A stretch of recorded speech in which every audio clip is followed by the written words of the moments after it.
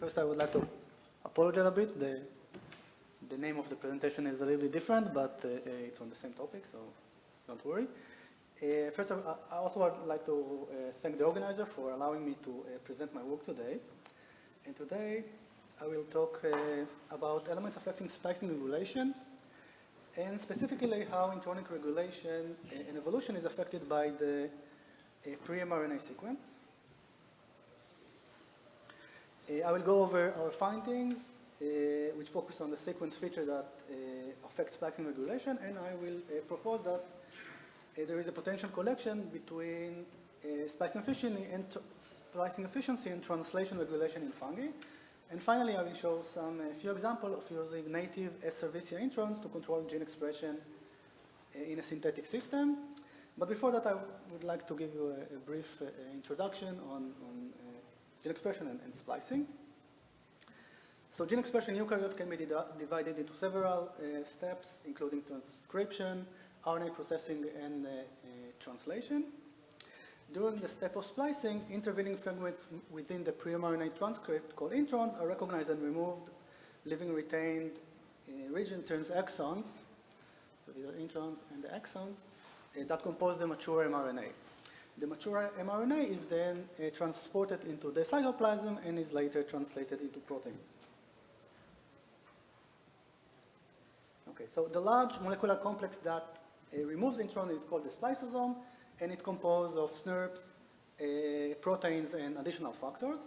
The spliceosome recognizes the intron's boundaries based on consensus, on specific consensus sequences in the 5' end and in the 3' end. We call them the 5' splice site or donor site, and the 3' splice site or acceptor site. Additionally, there is an important sequence called the brain site, and this sequence contains an adenine that plays a key role in intron removal. So briefly, in the beginning of splicing, the spliceosome recognized the 5' splice site and the brain site, and the intronic 5' end is cut and then connected to the brain site to form a structure called the lariat. The 3' splice site is then cut and the exons are connected together. The lariat intron with the remaining parts of the spliceosome is then released. Now, splicing, like any other biological process, does not exhibit perfect fidelity. It means that introns exhibit a large range of splicing efficiency under varying conditions. And this affects the mature mRNA levels and, of course, the gene expression levels.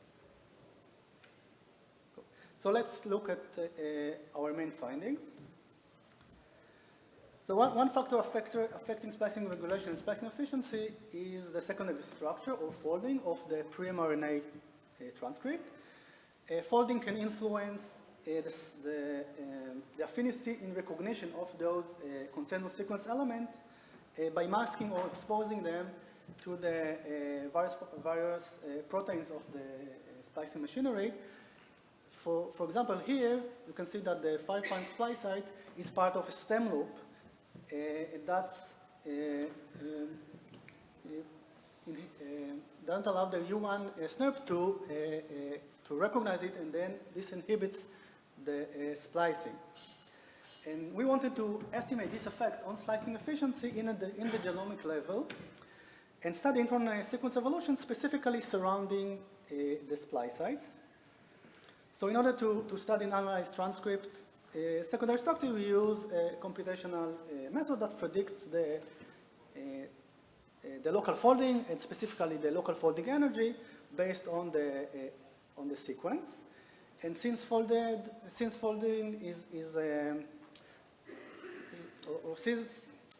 the folding energy is of an unfolded sequence is defined as 0, the lower the energy we get, the stronger the folding of the RNA is. For learning about the intronic sequence evolution, we use various randomized models that preserve key exonic and intronic sequence features, for example, codonius bias, GC content, and consensus sequences. And we use this model to evaluate the significance level and the level of selection using, for example, the normal distribution scoring, or Z-score. So accordingly, we use a sliding window scheme in order to evaluate the mean local folding energy in various regions of the genome, and we were focusing on the exon and intron boundaries. And specifically, we aligned all intron containing genes around their 5' splice site, what you can see here, and around their 3' splice sites. And we wanted to evaluate the mean local folding energy in each position, and we use it for both the randomized models and, of course, the actual genomes. And next, we generated profiles of global Z-score. The global Z-score shows the difference for each position between the energy of the actual and the randomized model in standard deviation units. So we can see here that there is a selection for a low folding energy around the splice sites, and in some parts of the exon for strong folding further away. And this pattern here is observed you should see a picture of Cerevisia, but it was also observed in other fungi that we studied. And we propose that these patterns help the spliceosome recognize the appropriate sequence necessary for splicing and avoid or mask undesired ones. So we further use this insight to study splicing efficiency regulation in a synthetic biology system. The system is based on a library of Cerevisia native introns that were inserted into a yellow fluorescence protein. This is a reporter. And what's important to understand is that they were all inserted in the same place in the YFP. And each of them is expected to be spliced in a different efficiency. And therefore, it allows us to estimate and rank the efficiency of splicing in this synthetic environment. And we can do it by measuring the average expression levels of the YFP. Additionally, we analyzed local folding energy and Z-score profiles and showed that there is a significant correlation with the measured expression levels of the YFP in this synthetic environment around all the splice sites. And as a result, we built another set of YFP strains with native intron inserted in different locations, and we were able to show that there is a significant decrease in expression in cases where we inserted the intron in areas with very strong folding. And these results also support our previous findings. Another very important finding of ours is related to the translation of introns that were not spliced correctly, a condition that was not previously reported or observed in fungi. So just let me try to explain to you what was our main motivation here. So since intron by the definition expected to be extracted from the pre-mRNA sequence before it has been translated, we do not expect them to be found or in the mature mRNA, and therefore to be involved in the translation process that happens after splicing. However, since splicing is not a perfect mechanism, it is possible that some intron will not be recognized and remain in the mature mRNA, and this phenomenon is called intron retention. In this case, the transcript will be translated with the non-spliced introns in frame with the upstream exon until a premature stop codon is encountered. So the ribosome will translate also the intron. And in such a case, a truncated peptide is formed and the mRNA is expected to be degraded, for example, using the NMD, the non-cis-mediated decay mechanism. Nevertheless, we know that fungi have a large effective population size, and therefore it is possible that high enough splicing errors, such as intron retention, will trigger sufficient selective pressure to affect the sequence or to allow adaptation of the intronic sequence to the translation step. And we provide various evidence supporting this hypothesis and study the possible linkage between splicing and translation in these cases. So first, what we did was we compared the average distance to the first intronic, what we call stop codon, in possibly retained introns in the actual genomes, or intronomes as we call them, to the ones obtained using randomized intronic sequences. And you can see here that for both Cerevisia and ISMB, the average truncated peptide length is significantly longer in the randomized models, and we also see a similar pattern when we are considering the metabolic biosynthetic costs of the truncated peptides that were originated from the non-spliced introns or transcripts. Together, these results support the hypothesis that introns are selected for a stop codon which is closer to the donor site, and this leads to a decrease in the translation cost of such peptides, and we propose that this reduces the global metabolic cost of translating peptides, and this phenomena improves the organismal fitness. Next, to demonstrate that partial translation in the beginning of introns is considerable, we analyze Cerevisia ribosec. Ribosec is a randomized, ribosomal profiling footprint experiment information, and this is a method that was developed to study gene translation and provide quantitative and measurement of ribosomal footprint and ribosomal density profiles in a single nucleotide resolution. Okay, so specifically we compare the ribosome footprint read counts before and after the first stop codon, and what we found out that is the mean read count values upstream here from the first intronic stop codon were 2.5 times and significantly higher than downstream of it. And when we examined the mean read count in alignment to the second intronic stop codon, we did not find any significant difference. So this finding proposed that the intronic region upstream from only the first intronic stop codon undergoes significantly a higher translation in comparison to those who are downstream of it. So this leads to another interesting question.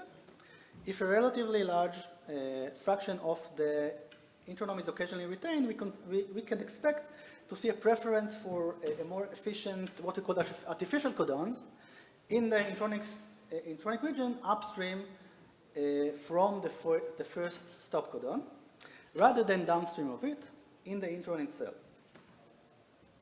And to test this hypothesis, we evaluated the translation efficiency, or the speed of codons, in various parts of the non-spliced transcript, using the codon typical decoding rate. And the typical decoding rate, we call it a TDR, is a new measure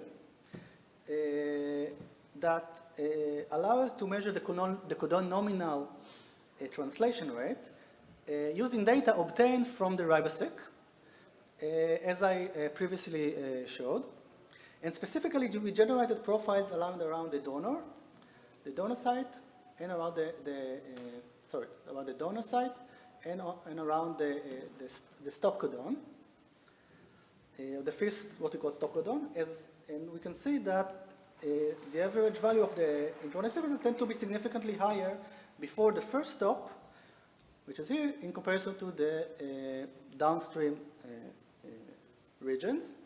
And when we compare the actual values to the values generated by the randomized models, we were able to show a significant selection pressure for increased translation efficiency at the beginning of introns, but only in the pre-stop domain. That means in this region before the first intronic stop.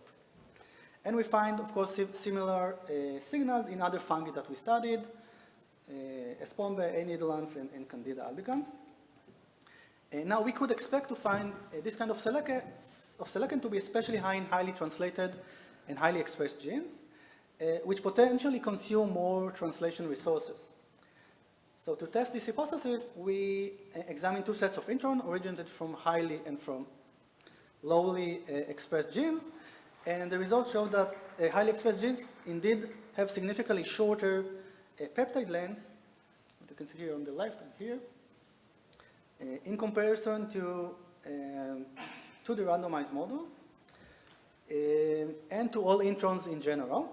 And similarly, codon's translation adaptation before the first intronic stop codon was stronger and more significant in highly translated introns, and we did not find any significant difference for lowly expressed intron in all these cases. So there are other important findings that I do not have time to describe in detail, but they are, can be found in the papers. That, the last one of them was published a month ago. Okay, in the last part of my talk, I will show a few examples of features that can help us model splicing, the splicing code and predict splicing efficiency based on the sequence features.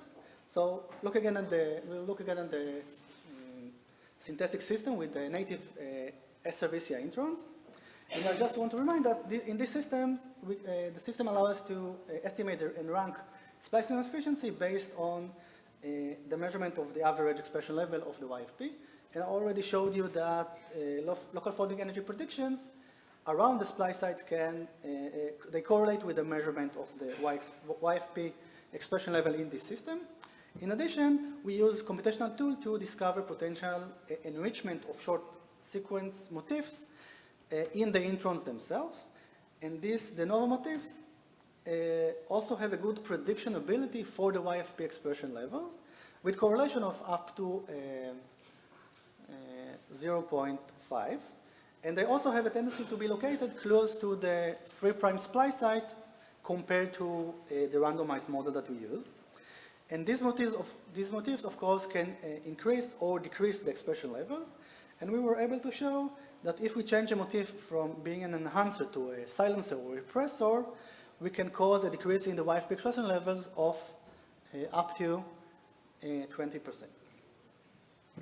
Okay, so to summarize, we have found various rules related to intronic evolution and splicing efficiency regulations in fungi. And we also showed that these rules can be used to model splicing in a synthetic biology system. And what I want you to take home with you is that splicing efficiency in the genomic level is affected by the pre-mRNA folding near the splice sites. And another conclusion is that the classification of exons and introns in fungi is more continuous rather than discrete. That means that intron in fungi may also be translated in a certain degree. Moreover, functional science mutation related to translation may appear in regions that functionally are not classified as translated, for example, introns. And we can use those insights to develop future models of intronic evolution that will consider the effect of mutation on splicing efficiency and on the possible intronic region that go partial translation. So I would like to thank you for your attention, and my supervisor, my lab and collaborators, and of course the funding sources. Thank you for listening.